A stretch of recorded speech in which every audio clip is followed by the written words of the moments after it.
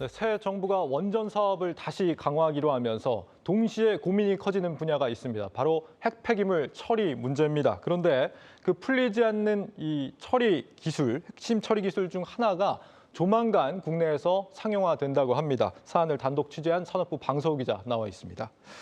방 기자, 이번에 어떤 기술이 개발이 된 겁니까? 이제 원자력 발전과 이제 떼어놓을 수 없는 것이 바로 핵 폐기물일 겁니다. 예. 이 원전이 가동될수록 좀 이제 치명적인 물질을 포함한 그런 폐기물도 쌓일 수밖에 없는데요. 이 폐기물 중에서도 이 오염 농도가 높아서 좀 처리가 힘들었던 물질을 열화학적으로 제거할 수 있는 기술이 나온 겁니다. 어떤 물질을 제거할 수 있다는 거죠? 이제 이 원자력 발전소 중에서도 좀 방사성 물질이 많이 쌓이는 곳이 이제 그 공기 정화기 같은 이런 공조 시설인데요. 예. 이게 이제 핵심 부품인 이 활성탄 때문에 이제 그런 현상이 발생하는 겁니다. 이제 활성탄이 이제 보통 이제 저희 공기청정기 보시면 이제 숯 같은 게 있거든요. 이제 그런 것 때문에 이제 아무래도 그런 물질이 많이 쌓이게 되는 거고요. 예. 이 활성탄에 이제 방사성 물질이 이제 국제 원자력 기구가 규제하는 기준 이상으로 묻으면 폐활성탄, 이제 우리가 흔히 말하는 핵 폐기물이 되는 겁니다. 그러면 이제 여기에 무엇이 묻어 있느냐 이렇게 여쭤보셨는데 바로 방사성 탄소, 이제 C14라고 하는 게 묻어 있습니다. 네. 이게 얼마나 위험한 물질인지는 좀 이제 단적으로 말씀을 드릴게요. 이제 후쿠시마 오염수에 들어있는 물질입니다. 예. 이제 이 방사성 탄소라는 게 이제 후쿠시마 오염수에 들어있는 물질이기도 하고 또 이제 방사능이 이제 반으로 줄어드는 그 기간을 반감기라고 하거든요. 그 반감기가 지금 5,000년이 넘기 때문에 이 원전에서는 반드시 처리해야 하는 물질 중에 하나고요. 현재 우리나라 원전에는 이런 방사성 물질로 오염된 폐활성탄이 지금 이제 200리터짜리 드럼으로 거의 4,000개 넘게 쌓여 있다고 합니다. 설명을 들어도 좀 알똥말똥합니다. 어쨌거나 이런 방사성 물질이 지금 굉장히 많이 지금 쌓여 있고 지금 뭐 처리를 못하니까 그냥 원전 안에 가득 들어있다 이런 상황인데 이걸 제거할 수 있는 기술이 조만간 나온다. 언제쯤 나온다는 겁니까? 일단 현재 이제 한국수력원자력과 이제 이 기술을 개발한 하이에어코리아라는 요 경남 소재 한 중견 기업이 이제 실증 실험 단계에 들어갔습니다. 예. 이제 오는 6월까지 좀 실증 실험을 마치고 이르면 9월 전 원전에 해당 기술이 도입될 예정입니다. 일단 회사 측은 이미 2차례나 진행한 모의 실험에서 방사성 탄소의 농도가 이제 국제 원자력 기구의 규제 기준 이하로 떨어진 것이 확인됐기 때문에 실증 실험도 이제 무난히 성공할 것으로 보고 있습니다. 기술이 상용화되면 이 폐이온 교환 수지나 폐흑연 같은 다른 방사성 폐기물 처리에도 사용할 수가 있고요. 특히 좀 최근 커지고 있는 이런 원전 해체 산업에 필요한 핵심 기술로 자리 잡을 전망입니다. 일단은 이제 폐활성탄 같은 분야에서만 시작이 되고 나중엔 점차 분야가 확산될 수도 있다 이런 거네요. 예. 원전 해체 산업에서 이 핵폐기물 처리가 좀 굉장히 좀 중요한 부분인 모양이죠.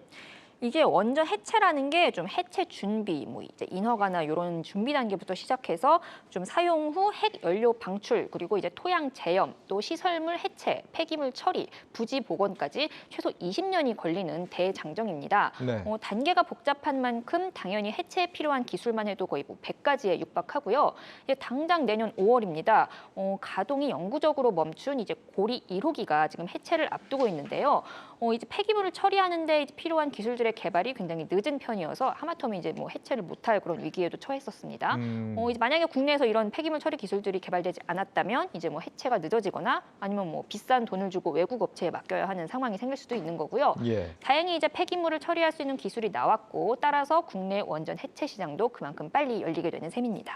그런데 새 정부에서는 원전을 앞으로 키운다면서요. 이런 상황에서 지금 원전 해체에 중요한 이런 기술이 지금 중요한 게 맞습니까? 일단 원전 해체야말로 이 원자력 생태계를 완성하는 좀 큰 그림이라고 보시면 될 것 같습니다. 예. 이제 원전 설계 이런 건설이 이제 선행주기 산업이라면 원전 해체와 폐기물 관리는 후행주기 산업으로 분류되는데요. 우리나라 원전 산업은 아직까지 좀 선행주기 위주로 짜여 있는 게 현실입니다. 원전 건설과 또 후처리를 함께 수출하는 다른 나라에 비해 아무래도 경쟁력이 떨어질 수밖에 없는 상황이고요. 이제 무엇보다도 전 세계적으로 좀 노후 원전이 늘면서 이런 해체 수요가 늘고 있고 또 차세대 원전이라 불리는 이제 소형 모듈 원자로 그 SMR이라고 하죠. 네. 이런 것들도 좀 기존의 낡은 원전을 해체한 뒤에나 지을 수 있다고 합니다. 따라서 원전 해체 시장은 앞으로 더 커질 수밖에 없다는 게 전문가들 의견입니다. 일단 발전소 1기를 해체하는데 약 7,500억 원이 든다고 하는데요. 여러 재반 비용들을 고려했을 때 한 2030년까지 국내 원전 해체 시장은 9조 원, 좀 세계로 무대를 넓히면 123조 원까지 성장할 전망입니다. 원전 산업이 커질수록 해체 산업도 규모가 커진다 이런 얘기고 앞으로 이제 100조 원이 넘는 새로운 수출 시장이 열릴 수 있다라는 겁니다. 그러면 어떤 기업들 좀 주목을 해봐야 될까요? 일단 아까도 말씀드렸지만 이제 원전을 해체하기 위해서는 굉장히 많은 단계가 필요하고 또 기술도 많이 필요하잖아요. 예. 따라서 이제 폐기물 처리라는 좀 난제가 해결되면서 사실상 인허가부터 부지 복원까지 좀 해체 전 단계에 필요한 기업들이 수혜를 입을 전망입니다. 이제 증권가에서는 그 중에서도 특히 좀 이런 원전 해체 실적사들과 많은 협업을 하고 있는 건설사들, 뭐 대표적으로 뭐 두산 에너빌리티나 뭐 현대건설, 대우건설에 주목하고 있고요. 또 이제 폐기물 처리 관련 요 좀 난제가 해결됐잖아요. 아까 이런 폐기물 처리 관련 특허를 다수 보유하고 있는 요 오르비텍 같은 종목도 거론되고 있습니다. 알겠습니다. 오늘 분석 제목과 해시태그 한번 정리해보죠. 네, 폐기물까지 접수, 원전 해체 시장 꽃핀다 이런 제목을 잡아봤고요. 해시태그는 이제 과거에 나왔던 좀 CF를 좀 차용해서 네. 원전은 지는 것보다 부수는 게 중요. 또 다시 꾸는 K 원전의 꿈. 네. 알겠습니다. 산업부 방서욱 기자였습니다.